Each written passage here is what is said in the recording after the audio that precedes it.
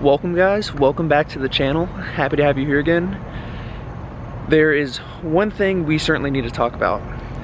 All of that table footage that you saw in the B-roll before you're seeing this was filmed yesterday. Before the floor came over to me and told me to put the phone away. So that's it. We are no longer allowed to film at the aisle, which is okay because we do have some other options and you know, it's a learning experience. So I was able to film about 30 minutes yesterday, again before they told me to put the phone away. So can we focus? There we go. Anyways, I did actually play a few hands that were quite interesting the last session, which was 2 days ago now. It is Friday today. So the table was great. We were playing 8-handed all night and there were a lot of people in there ready to gamble, throwing some money around, stacks at the table. I think there was like 3 or 4 people sitting over $1,000 effective. So it was essentially the most ideal 1-2 table you could have asked for. Anyways, y'all, the first hand of note, there is 5 limps to me and I'm over here in the big blind with ace-8 offsuit.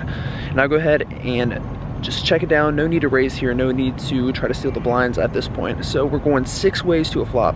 So the flop comes down queen 9-7 with 2 diamonds. So I'm actually first to act in this hand, and this is a flop even though it doesn't hit with our range really that much.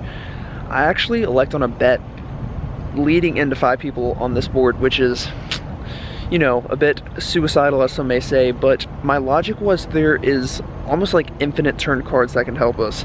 Having the ace of diamonds and the 8, we have a lot of backdoor flush and straight draw and an overcard possibility, so I elect to bet out for $15 and we do get a few calls. So going 3 ways to a turn, which comes the 8 of diamonds. So we do pick up our nut flush draw, but then we also have a pair. So picking up equity, I go ahead and keep my foot on the pedal. So I go ahead and bet $55 and the under the gun player, he elects to jam his whole stack in there for around $200. So once he goes ahead and jams his whole stack in there, the cutoff, the camera cut off on me. Anyways, the cutoff elects to call the $200 something bet. So now the action's back on me. So I'm gonna risk $150 to win a pot of around $600. We have to think about what these guys could have and essentially what they don't have. And we know that they do not have the nuts. I guess a straight flush, but whatever. Anyways, with the ace of diamonds and a pair, I go deep into the tank, thinking about if I'm getting the right price, but anyways, we're drawn to the nuts and this pot is ballooning up. We go ahead and make the call for around $150 more and we go heads up to a river and the cutoff has around like $60 behind. So the river is interesting. The river's actually another 8. I think I actually make a mistake on my part. I go ahead and jam my whole stack in there for again around like $60 more and he goes ahead and snap calls it. So, having a showdown, I show my trip 8s, which is no good, which you guys probably could have figured. The under the gun player turned a straight with no diamond, and the cutoff actually had the king high flush. So, a bit of a weird spot, and looking back on it, leading the flop and the turn, it's almost like a weird line. Well, especially leading the flop, it doesn't really make a lot of sense. But, in that spot on the river, I think I just am going to have to pay it off literally 100% of the time. So. We were up a good bit until that, but now we were stuck around 200. So stuck after that hand and we're on to the next one. Anyways, y'all, I'm not too good at these live hand recaps quite yet, and I have my chips sitting at the table. So I'll tell you what, I'm actually gonna go back in there and finish up the session and then let's report the hands after. And again, this is just going to come with experience that I can get faster at this, but as of right now I just can't. So let's get back in there and I'll let you know how it goes.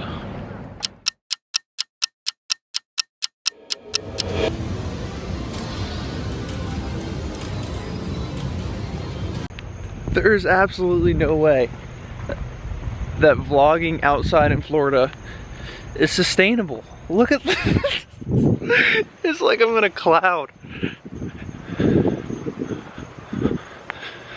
Let's just go to the car real quick.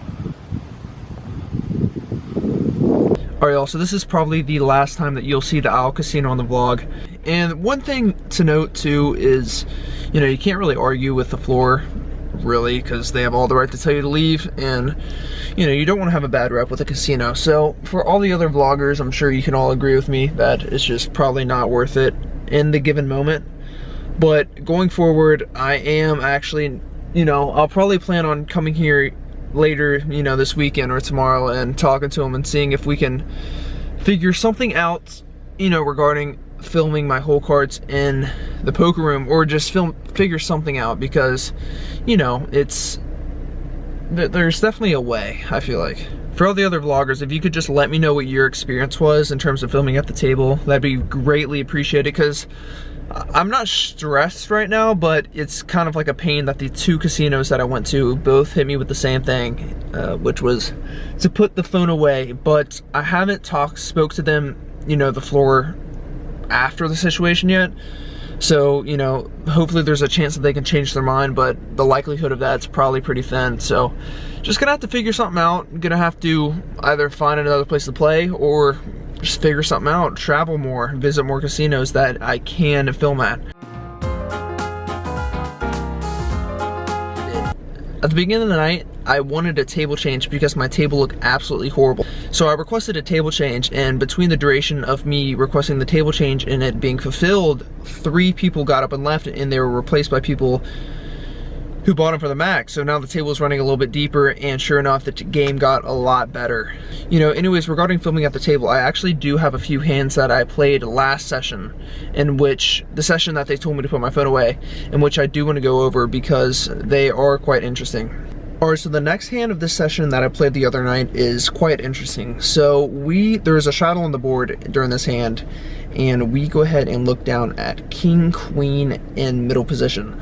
So there is 2 calls to me, and I go ahead and bump it up to 20, and it folds back around to the button, who makes the call, and the under the gun and the +1 player also makes the call. So we're going 4 ways to a flop, which comes down quite nice. It comes down a queen high, but there is 2 hearts on the board. So we have an overpair and our second nut flush draw.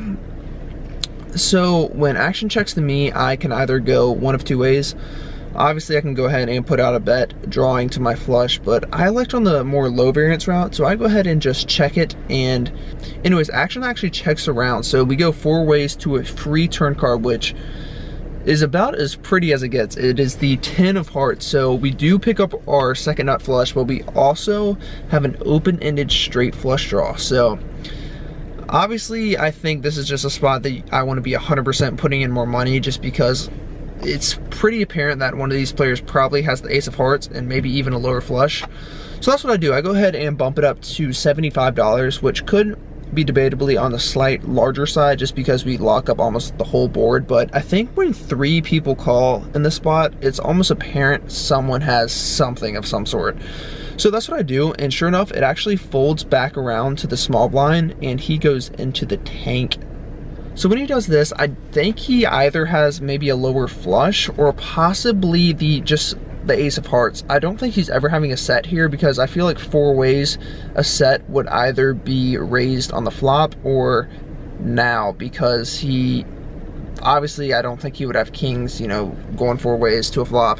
I feel like he would raise that. So I think his most obvious holdings again are an ace of hearts, or he has a lower flush. So anyways, we're going heads up to a river, which comes down a 5. So the board actually pairs, but as mentioned previously, not an initial concern. So what I like to do is I like to jam all in for around $150 effective. I do have this player covered, and he thinks it for about 4 seconds, and he puts in a call.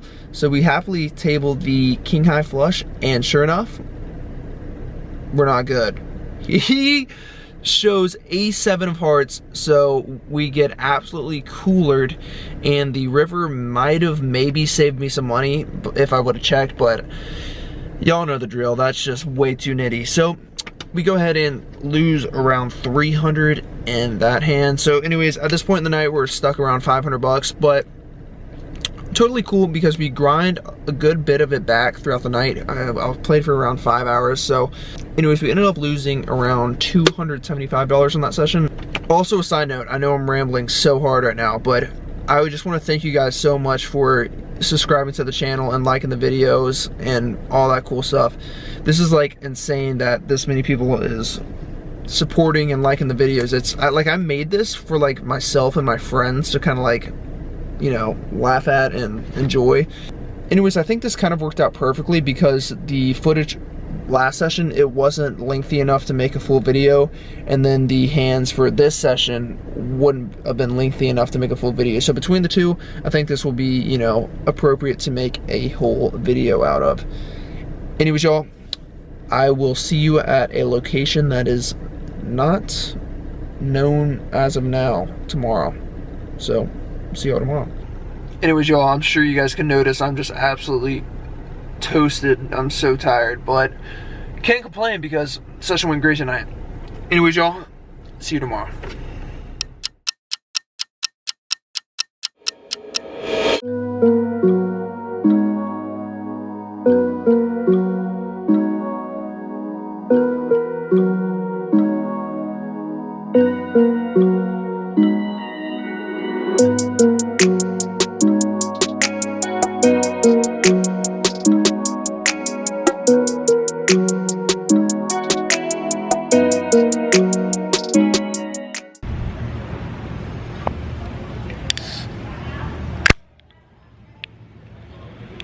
That might be the best sound in the world if you're a caffeine addict like myself. Anyways, being a vlog, I figured I would take you guys to a place that, number one, I enjoy obviously, and number two, that I go often, which would be my college campus. So I don't know how familiar you guys are with the poker rooms that I have been playing at, but they all are located down here in South Florida. So that's where I'm at currently, FAU University. This is the spot for today. And I found this cool mural behind me, so I figured this would lighten up the scene just a little bit.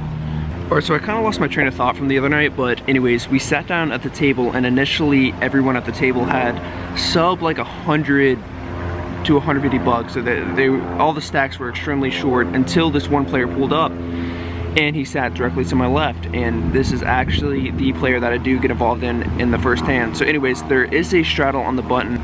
I go ahead and bump it up to $20, and this player, he hasn't played a hand ever since he's been sitting at this table. So anyways, with that being said, he goes ahead and elects to 3-bet to the tune of $60, and it folds back around to me.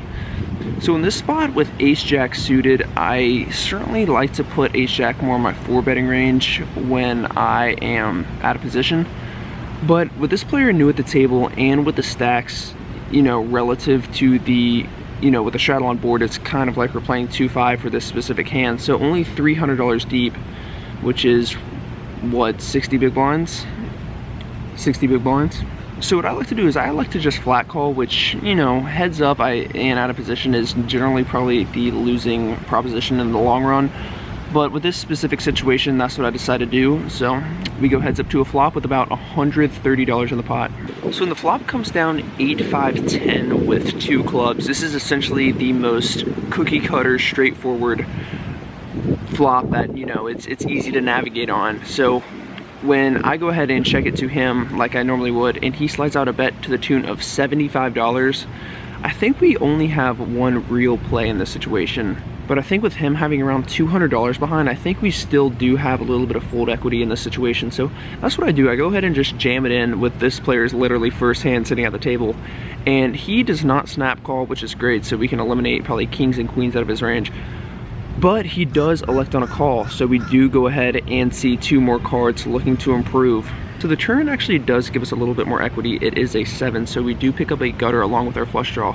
And looking to improve on the river, which comes in the form of a 9 of hearts, so we do not hit our flush, but we do bink a straight in the most unorthodox luck box way.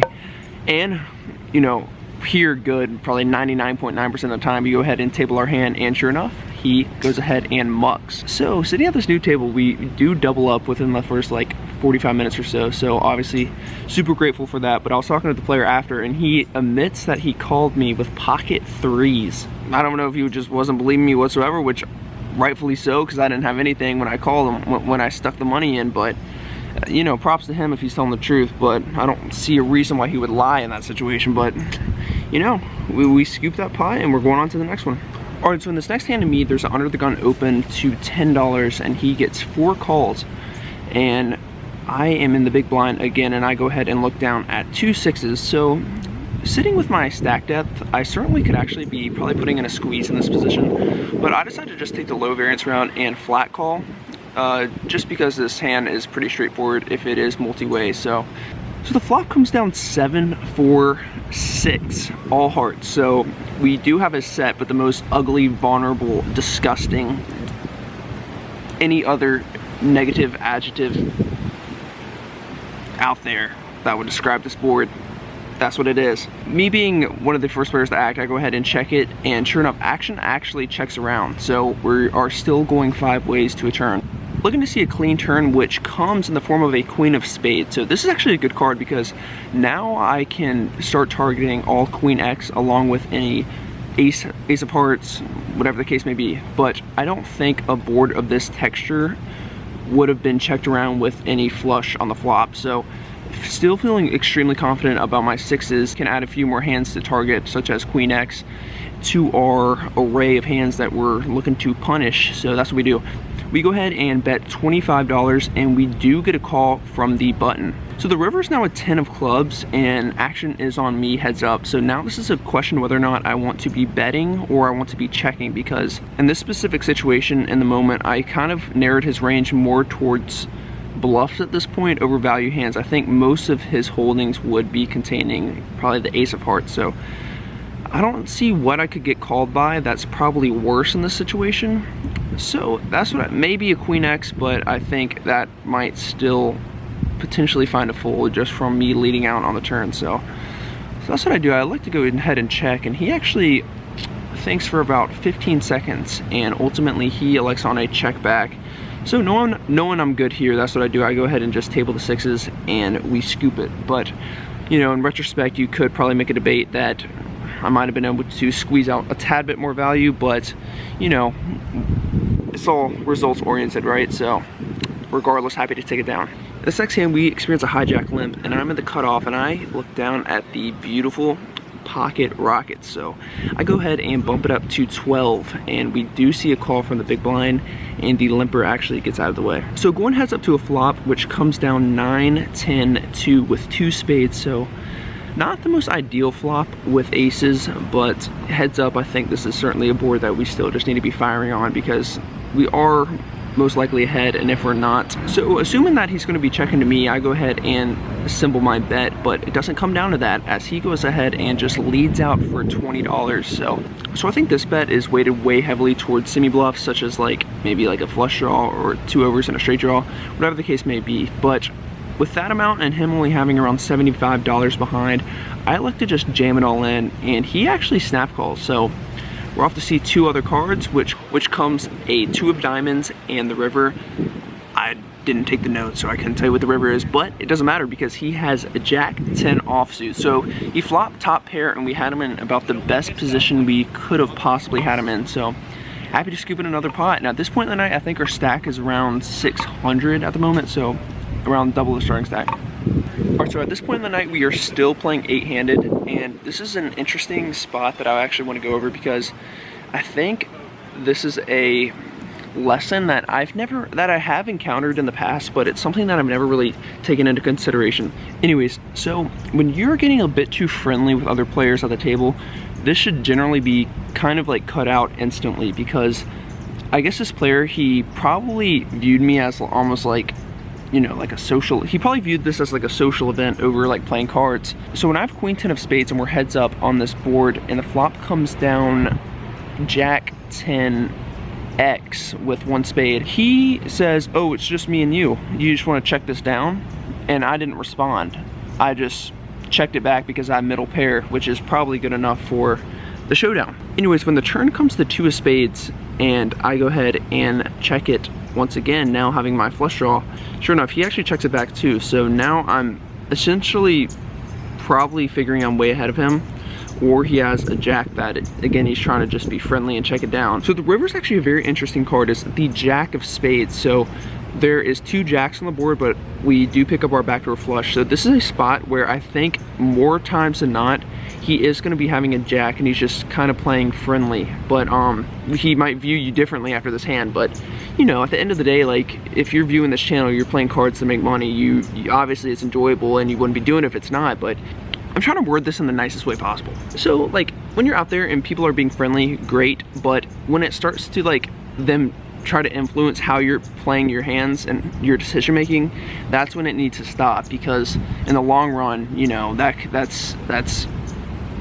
dollars essentially getting taken out of your pocket. So I actually go into the tank because essentially knowing I'm good here 100% of the time, I'm not going to check this down and get a free showdown when I'm essentially the effective nuts heads up. So what I like to do is I like to overbet the pot on the river because I essentially miss value on the turn with my additional equity. So I like to bet $55 in a pot that's around like, in a pot that was around $14 because I believe we raised it up to $7. So anyways, when I slide out that bet of $55, he snap calls and shows a jack. And then after that hand, he was kind of like saying like, yo, I thought we were checking it down, I thought we were cool, but you know, like you can't play like that. If you're gonna play like that, I'm sorry, but like I know we didn't agree to it. So that situation has come up probably like twice in my poker career, but I thought it was like interesting enough to talk about, and just something to kind of like keep a lookout for you guys who are looking to play live. If you guys get a little bit too friendly, like you guys can be friendly outside the poker table, socialize, whatever the case may be, but at the table, you know, you're there to, as Phil Ivey once said, or Phil Ivey said something along the lines of, you know, you're not there to make friends. He's right. So this next hand, it is later in the night at this point, and now we are playing 7-handed. So anyways, there is 2 limps to me and I'm in the hijack, and I look down at ace-3 of diamonds. Something also to note is I just moved to this table, so my previous table broke, and these are all new faces, new players I've never played against. Anyways, that raise did not work whatsoever as we get 4 calls, so we're going 5 ways to a flop. So going 5 ways, I think this board probably connected with obviously myself, but someone else as well in one way or another. So I think it's possible that I'm up against a better ace in the spot, so I like to actually check, and sure enough, action actually checks around, so we get to see a free turn. So the turn looks pretty good from my perspective. It's another ace, so it eliminates the likelihood of someone else having an ace, but if someone else has an ace, we are most likely behind. Any ace-9 or above is now beating our ace-3, so I like to just check it again, and sure enough, action actually checks around once again. So at this point, I'm feeling essentially 100% confident about my trip aces. So looking to improve on the river, which doesn't come in the form of a 10 of hearts. So the backdoor flush did come in. Anyways, I think this card is pretty safe for the most part. I don't think it would have improved anyone or made anyone have a better hand now than on the turn, for the exception of maybe a flush. But trying to think about if I might be able to throw out the thinnest of value for my trip aces with my marginal kicker.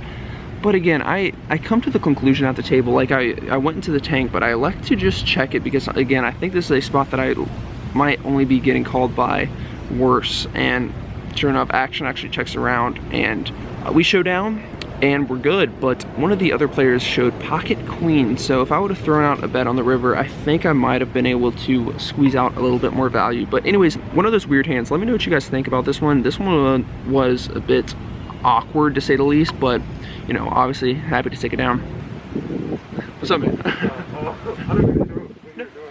I was gonna ask you, are you like a photographer? No, so like what? Not whatsoever. But I just started like a week ago. I started a YouTube channel. Well, that was awesome. I just got into a conversation with someone on the FAU campus who was interested in my filming endeavors and got a new subscriber to the channel. So I appreciate the talking, Nick, and I hope to see you soon, man.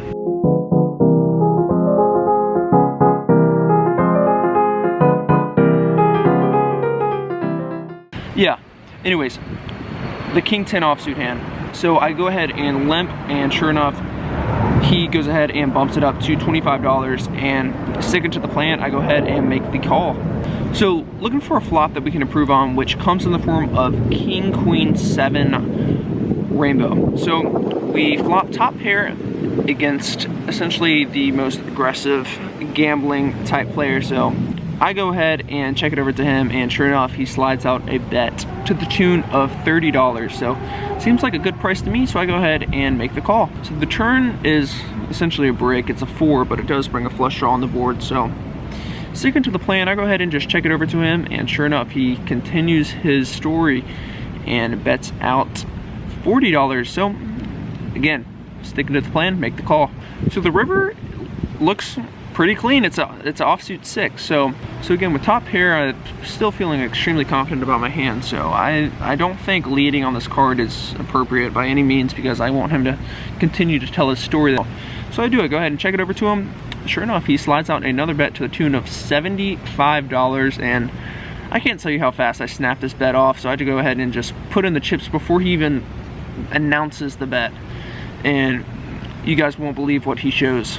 8-2 offsuit. No joke.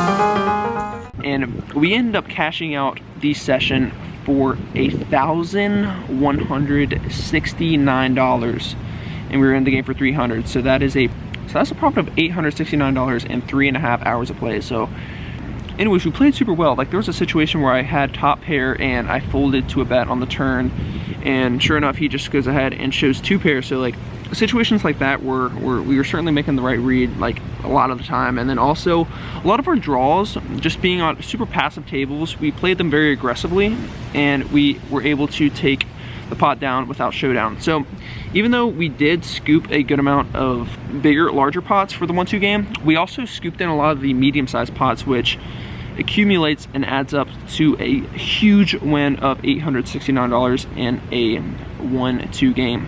But then we also have to factor in our loss of like $250 of the prior session. So anyways, y'all, if you guys like the video, please go ahead and like it for me. That would be greatly appreciated. And then also, if you like the content, go ahead and subscribe, because again, it's greatly appreciated. Anyways, y'all, I hope you guys have a good day and good night, and keep up the run good. Peace.